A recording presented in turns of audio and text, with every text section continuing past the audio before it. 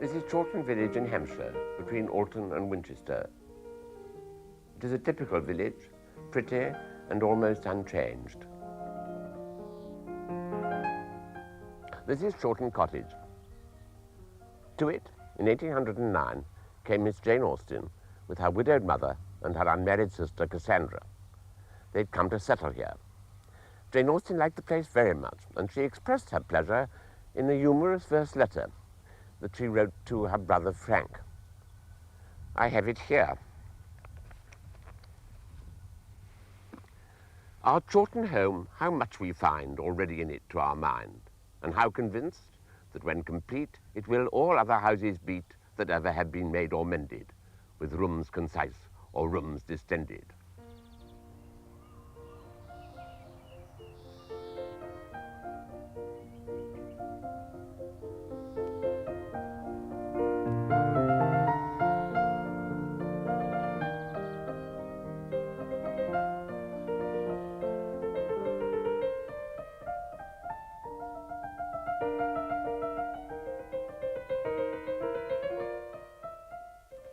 We've no picture of Jane Austen at this time in her life, but it's easy to imagine what she looked like. She was pretty, tall, a clear olive skin, and an amused expression. She was well dressed too in the fashion of the day, though she dressed rather old for her age. She wore a cap. That was a sign then that a woman had settled down. She didn't talk very much, not if strangers were there, but she'd just sit and watch and listen. Now and again she did speak, and then it was entertaining and in a very pretty voice. Chawton Cottage was the property of her brother Edward. He had been made the heir of a rich, childless kinsman called Knight. He had inherited and was now himself living at Chawton Manor close by. This from here is the parlour. It's furnished as much as possible as it would have been in Jane Austen's day. And as a matter of fact, the bookcase there is her father's. This isn't her piano, but it's of the same period, and she had a piano here, and that's some of her music too. She was very fond of music. Most of our family were not so fond, and so she used to practice here early in the morning so as not to disturb them. Chawton Cottage is now a place of pilgrimage. Hundreds of people visit it every year. And they do this because Jane Austen is one of the most famous of English writers, and Chawton is the place most associated with that phase in her life which brought her fame. Not that it was an eventful phase. Very little happened to Jane Austen at any time. And most of what did happen happened before she came to Chawton. She was the daughter of a clergyman, rector of Steventon, another Hampshire village, and the father of 6 sons and 2 daughters. Jane Austen had a happy childhood. Indeed, they were a very happy family, affectionate, clever, lively, and sociable, and they were well off and well connected enough to be able to take part in the pleasures of the country gentry of the district. They made full use of these advantages. The boys shot and fished. The girls played the piano and sketched. Here is a sketch by Cassandra of her brother Charles. In time they grew up. Of the sons, James went to Oxford and then became a clergyman. Henry became a clergyman too, but that was after trying the army and banking. Charles went into the Navy so successfully that he ended up as an admiral. Frank, younger than him, did the same. There were 2 admirals in the family. Meanwhile, their sisters, when they grew up, went to dances and thought about getting married. Jane Austen had one near romance, it seems. In 1801, it was, she went to Teignmouth, and there she met a clergyman. We don't even know his name, but everybody says that he was handsome and charming, and the 2 fell in love. It looked as if they were going to be engaged, and he went away, meaning to come back. But before he came back, he had fallen ill and died. Jane Austen was a very affectionate woman and felt deeply. I think she suffered. Meanwhile, she'd had another disappointment of a different kind. She'd always written brilliantly and precociously, even as a child. Now she was grown up, she took to writing novels, and helped and encouraged by her father, she wrote 3. The first draft of Sense and Sensibility, the first draft of Pride and Prejudice, It was entitled First Impressions, and the first draft of Northanger Abbey, which was entitled Susan. Her father sent the last two to the publishers.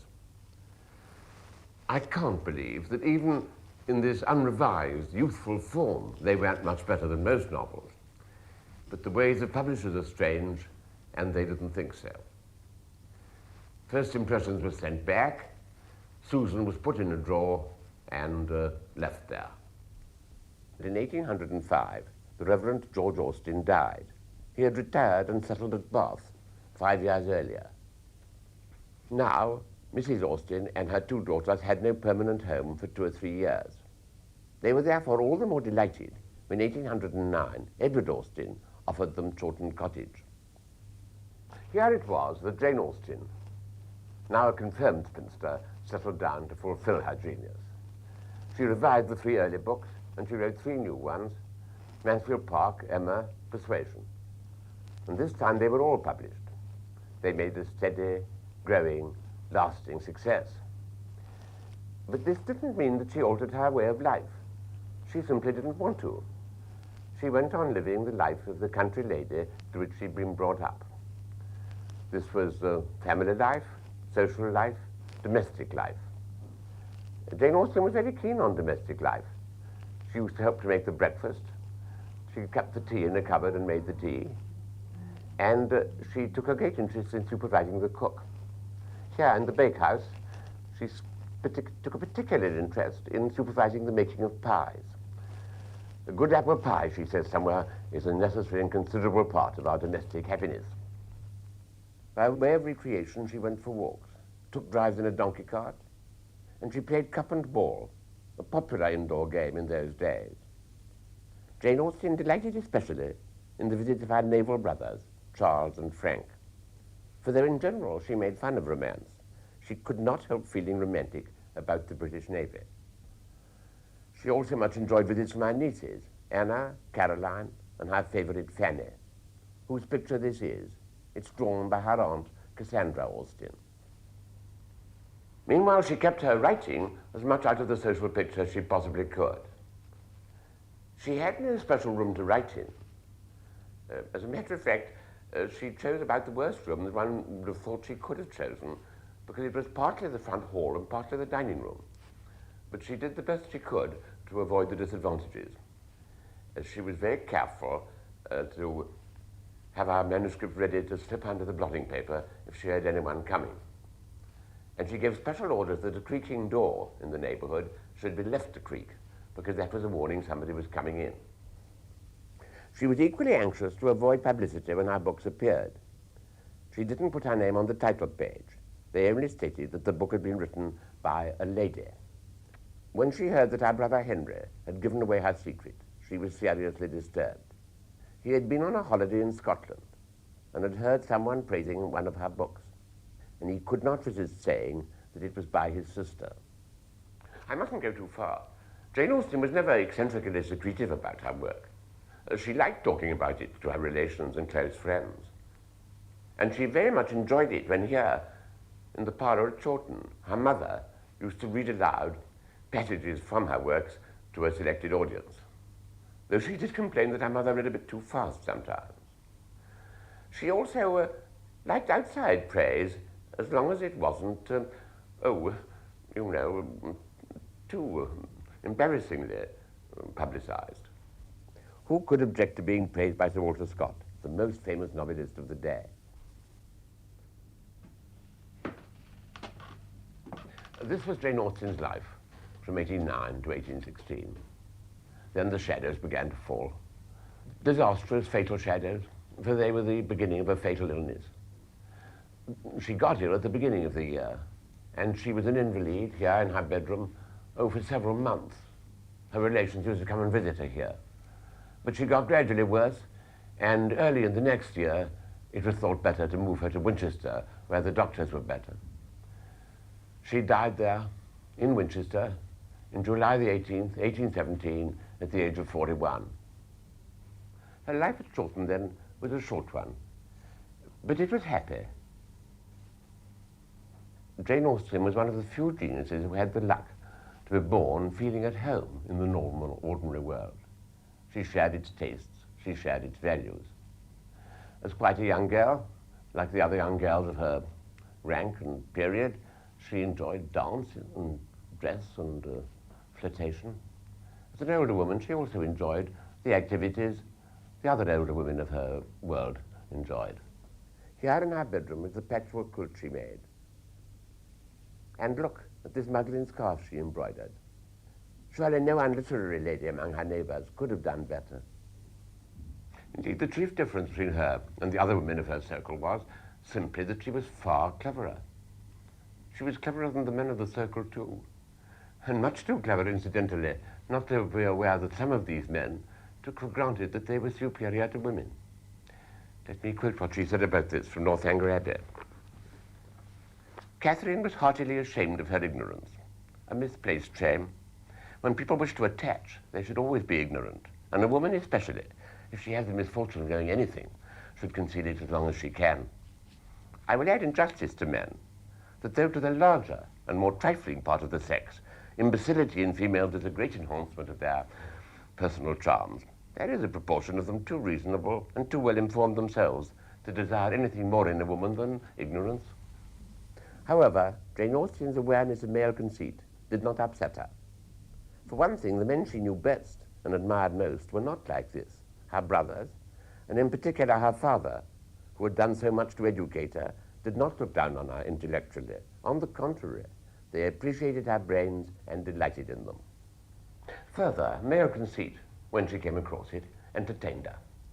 It was absurd, and Jane Austen delighted in absurdity. It's here we come to really the chief cause of our happiness in life, her humor. Exquisite, robust, it pervades our whole outlook. It saturates the novels that she sat writing in this dining room. Indeed, these novels owe their unique quality, as I see it, to their unique mixture of truth and humor.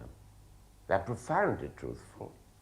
She may only describe the country gentry, or appear to, but she universalizes them. She pierces through the superficial local characteristics to discover the essential human characteristics. Her families are like all families. Her bores are like all bores. But they're bores seen through the sparkling element of Jane Austen's comic vision.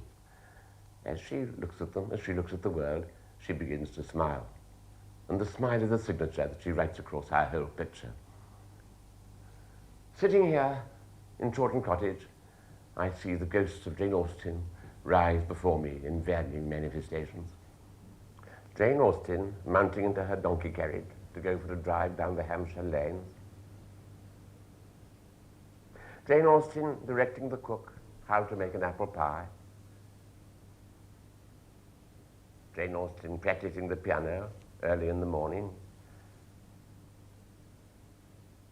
Jane Austen opening the door affectionately to welcome Brother Edward the Squire or Brother Frank, the naval officer. But the manifestation I like to contemplate most is that of Jane Austen sitting at the fire on a winter evening with our mother and our sister, and then beginning to laugh, and then silently rising and going into the next room to add one more comical, irresistible sentence to the manuscript lying under the blotting paper on her desk.